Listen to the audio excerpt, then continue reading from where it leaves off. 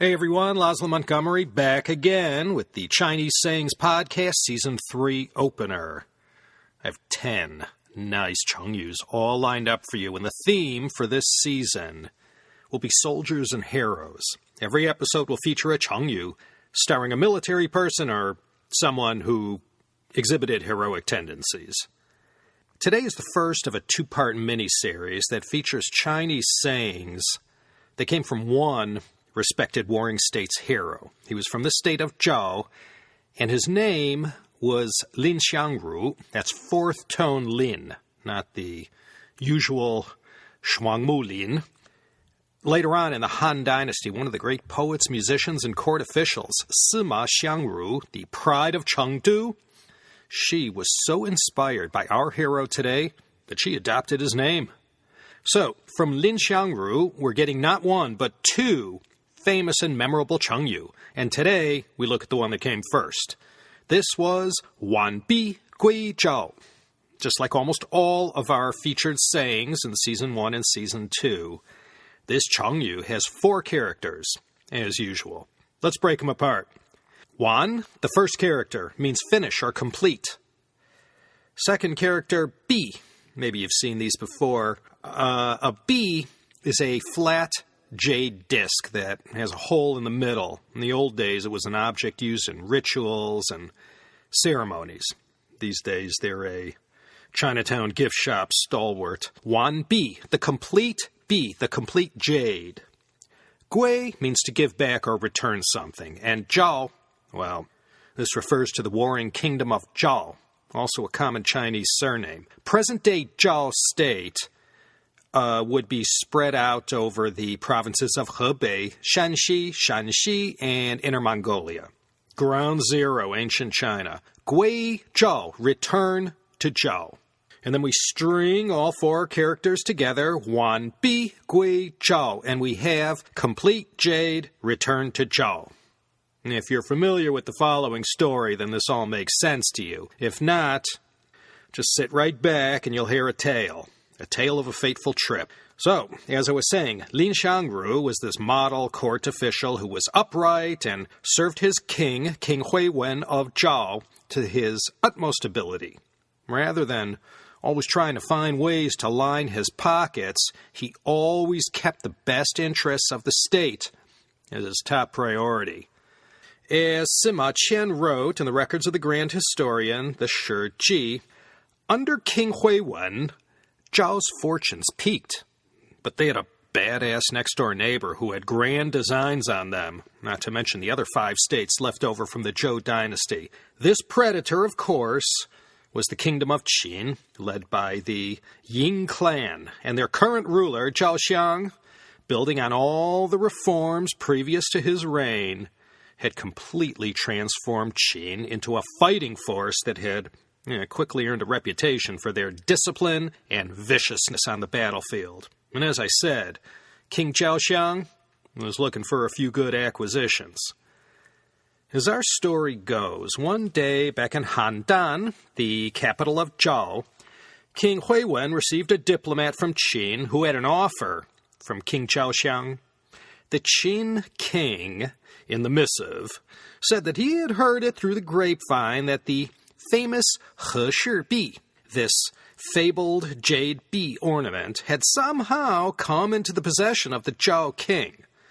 Zhao Xiang was about midway through a 57-year reign, and he was one of those rulers who, well, when he wanted something and he wanted it now, no excuses. Now, this piece of jade had quite a provenance to it and was even mentioned in the Han Fei Zi, the classic work that forms the central nervous system of legalist thought. So in 283 BCE, Zhao Xiang told his messenger to go to Handan and promise King Huiwen that in exchange for this jade bee, he was offering 15 cities inside Qin that he would hand over to Zhao. That wasn't a small prize. I mean, you could tax farm those places and make a hefty sum, not to mention conscript soldiers and laborers. 15 cities. The Zhao king Huiwen called his most trusted advisor He Xiangru and instructed him to take the He Shi Bi, to the Qin capital at Xianyang, near modern-day Xi'an, and hand over the Bi for these 15 cities.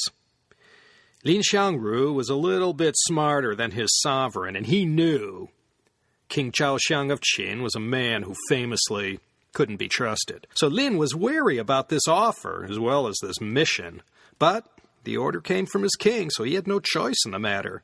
Just the same, he decided to show extra caution in handing over the jade. Lin Xiangru thereupon started heading west in the direction of Qin. The He Shi Bi was with him at all times. He had promised his king that he would carry out this job for him, and if the Qin ruler reneged on his side of the bargain, he'd return the He Shi Bi to Zhao, all in one piece. So he arrived in Xianyang, and Lin Xiangru, on behalf of the king of Zhao, ceremoniously handed over the jade to King Zhao. And then Lin Xiangru retired to his suite of rooms to wait for the deeds and documents to be handed over, giving Zhao title to these promised 15 cities. Well, to make a long story short, Lin Xiangru wasn't far from the mark with respect to what followed. He called that one right. He waited and waited and waited, and of course, King Zhao decayed him. Didn't know who he was when Lin Xiangru started pressing the king to honor his side of the deal. So now all was out in the open. King Zhao was telling Lin Xiangru, and therefore the state of Zhao, thanks for the He Shi Bi. I decided not to hand over the 15 cities in return. So, Lin Xiangru was in a bit of a bind. King Zhao had the He Shi Bi and the 15 states. So Lin Xiangru couldn't go back to Zhao empty-handed, especially not after making such a solemn promise to his king. So he came up with a plan. He spread word around that the He Shi Bi had a flaw in it that greatly diminished its value as a ritual or ceremonial object. One of the Qin king's men ran back and told him this, and Zhao was up in arms. What flaw? What was wrong with it? No one ever said anything like this before. So with the He Shi Bi in hand, the king summoned Lin Xiangru to his palace and demanded to know, what's up with that? So Lin Xiangru took the He Shi Bi from King Zhao and jumped back and raised it above his head and threatened to smash it to pieces on the ground if anyone tried to molest him. And he furthermore said he would smash his head against one of the pillars in the palace and bash his own brains out. And this threw the palace into an uproar. You didn't see something like this every day. So Lin Xiangru at last demanded the king wait 3 days, fast, and reflect on this matter. Or else. Well, everyone retired to their sides, and for the next 3 days, things settled down. This was 283 BCE. No one knew yet that in 61 years the Qin would defeat all the warring states and unify China and start an empire.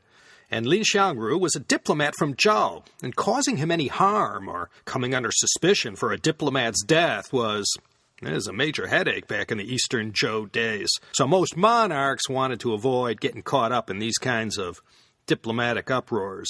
Before meeting again with King Zhao, Lin Xiangru passed the He Shi Bi to one of his underlings and instructed him to head back to Handan, 750 kilometers away, post-haste. The trusty aide took off at once and did just as instructed, returning to Handan via Weinan, Chengzhou, and Anyang. Lin Xiangru, however, he remained behind in Qin to face the music. He had deceived the king of Qin, but didn't King Zhao cheat Lin Xiangru by promising the 15 cities in return for the He Shi Bi? What could he do? It was all out in the open. Everybody knew. He couldn't kill him now. What would people say?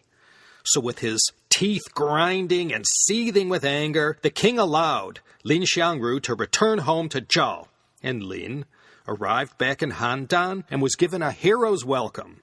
This was his big moment. He had not only brought the He Shi Bi back to Zhao intact, all in one piece, as promised, he had also stood up to the king of Qin and showed him the Zhao people had some backbone.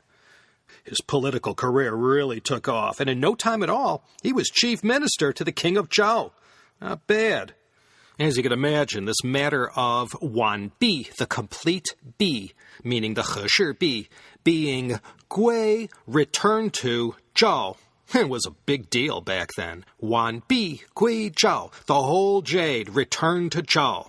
When you say you're going to give something back to someone or return something to its rightful owner, that's a 完璧归赵 situation. This chengyu doesn't have that many uses, but I can tell you over the last 30 years or so, I've found myself in a few situations where I used it myself, always getting a good laugh. Okay, that was the inside word on Lin Xiangru, Qin Zhao Xiang Wang, and Zhao Huiwen Wang. Next week, we'll look at the sequel to this story. Yes, Lin Xiangru makes an encore appearance, so be looking for that. Until then, mes amis, Season 3, we're off and running. This is Laszlo Montgomery signing off from Los Angeles, California. I'm not going anywhere, so do consider coming back next week for another juicy Chinese saying. It'll be a good one, I promise. Take care, everyone.